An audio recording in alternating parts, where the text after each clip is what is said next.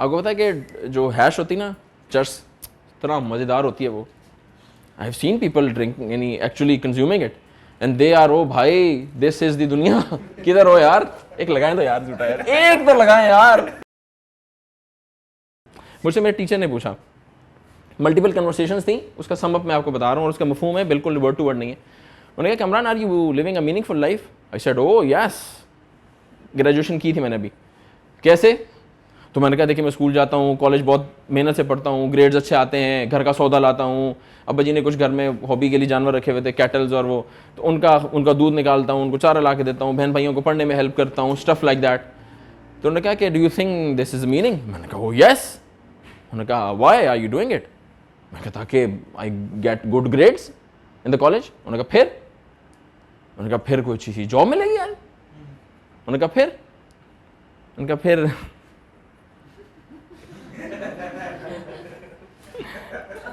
मेरी शादी होगी।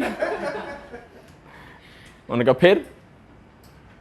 मैं कहा फिर क्या? फिर छोटे छोटे नमाने होंगे।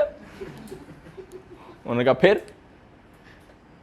मैंने कहा फिर क्या मतलब है यार, वो बच्चे बड़े होंगे, उनको स्कूल भेजेंगे, उनकी शादी होगी। उनका और ये सर्कल चलता चला जाएगा। I said yes. तो उन्होंने कहा कि do you think this is a meaning?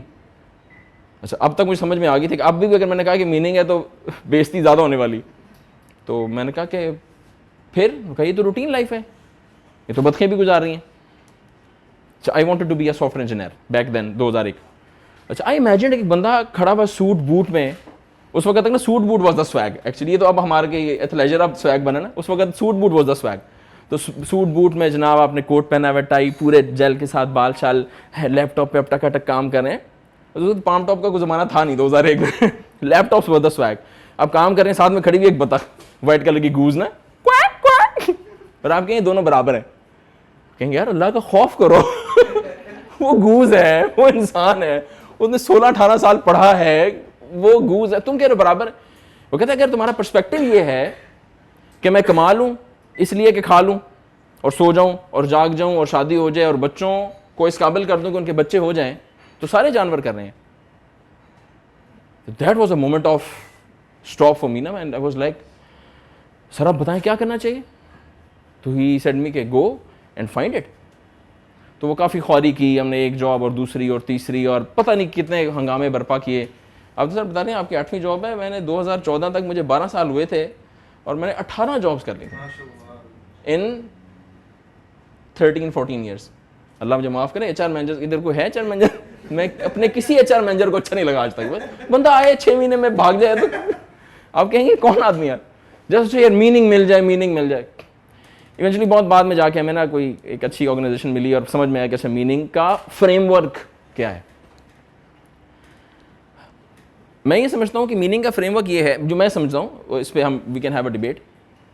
जब आप अपनी ज़ात, अपनी फैमिली, अपने बच्चे, इनके लिए तो सब सोच लेते हैं क्या रॉकेट साइंस है, मेरी बीवी ये वाले जूते पहनती है या नहीं, और मेरा बच्चा फ़लाँ कॉलेज में जाता है या नहीं, और मैं फ़लाँ ब्रांड के कपड़े और जूते और चीज़ें पहनता हूँ या नहीं, ये तो इसमें कोई रॉकेट साइंस नहीं, सब सोच लेते हैं।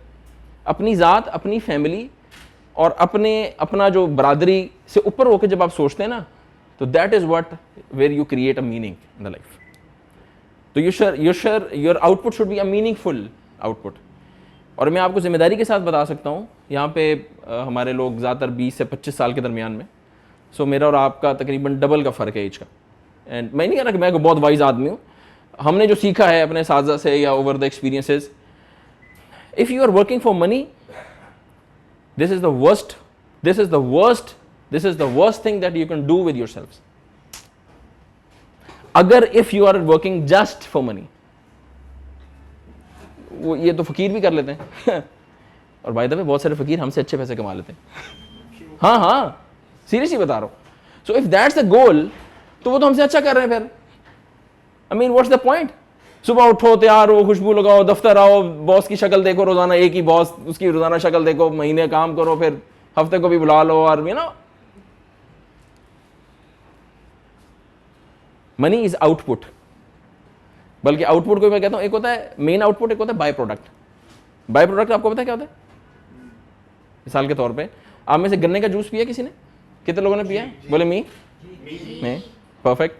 जब गन्ने का रस निकल जाता है तो बीच में से वो खाली उसका वो भी बच जाता है, खाली स्ट्रॉस, क्या उसको कहते हैं पंजाबी में से कहते हैं फोक गन्ने का। आप लोग क्या कहते हैं सुर्द में, क्या कहते हैं? गन्ने का रॉ मटेरियल जो भी आप उसे कह लें, जो खाली चीज बच गया ना। अब वो जो खाली जो वो बच गया ना वो भी बिकता है वैसे बाय द वे। या मुर्गी हम सब खाते हैं, तो उसके जो पर और इस तरह की जो सारी फालतू चीजें ये भी बिक जाती हैं, यू नो, इंटेस्टाइन्स और ये सारी चीजें, but that is by product. True, भैंस होती है तो वो गोबर करती है, वो गोबर बिकता है, उसकी गैस भी बनती है, उसकी पाथियां बनती हैं, गांव में जलती हैं, दैट इवेंचुअली सेल्स। कभी आपने किसी को गन्ने लेते हुए इसलिए देखा हो यार इसमें से वो जो फोक बचता है ना वो 4 रुपए किलो बिकता है, या मैं मुर्गियों का बिजनेस है इसके जो पर मैं बेच रहा हूं ना उससे फिर मेरा बच्चा जाएगा और पढ़ेगा, या मैंने भैंस जो है ना यार ये 3 लाख रुपए की भैंस ही, मैंने गोबर बिकता है यार, बस कहेंगे दिमाग काम कर रहा है तुम्हारा गोबर बिकता है, पंजे बिकते हैं, कौन सी बातें कर रहे हो यार। ओ भाई ये तो बाय प्रोडक्ट है, आएगा यार, फोकस ऑन द प्रोडक्ट। तो चारा क्यों नहीं खिला रहे उसको? वो कहेंगे चारा खाए ना खाए गोबर कर रही है वो। दूध कितना देती है? दूध दफा कह रहे दूध भी कोई, दूध तो सब भैंसें देती हैं यार, मेरी भैंस गोबर देती है। What the hell are you talking about? जैसे गोबर, मैं आपको इतनी एक्सट्रीम मिसाल इसीलिए दी है कि यू शुड, आपको ना क्लियर होनी चाहिए अपने दिमाग में कि जैसे वो गोबर उस भैंस का बाय प्रोडक्ट है ना, तो वो तो आएगा। अच्छा वो कोई नापाक चीज़ नहीं है, यानी जब वो सूख जाता है तो फिर वो पाक होता है वैसे बाय द वे, उसको जला सकते हैं, कंज्यूम कर सकते हैं, इस्तेमाल कर सकते हैं। इसी तरह से जो कैश या रुपया या पैसा या डेजिग्नेशन या टाइटल या जो कुछ भी हम कमाते हैं दुनिया में, it's by product, it's by product. You need to learn this. Instead के आप 40 साल की उम्र में आगे ठंडी आंखें भर रहे हो ना, तो मेरी राय ये होगी, रेस्ट इज योर डिसीजन, तो your output should be a meaningful output. Meaningful का मतलब है कि आपकी हेल्थ भी साथ में कैटर हो रही हो, आप अपनी फैमिली को भी टाइम दे रहे हो, एक बैलेंस्ड लाइफ जो हमने जिक्र किया, balance between your personal professional life, balance between Deen and दुनिया में। यस वी डू नीड, तो एक बैलेंस लाइफ हो, दैट इज मीनिंगफुल आउटपुट। और कितने कम टाइम में आप ज़्यादा से ज़्यादा कर सकते हैं, that is required, and that is multiply by fun factor. You should be enjoying it.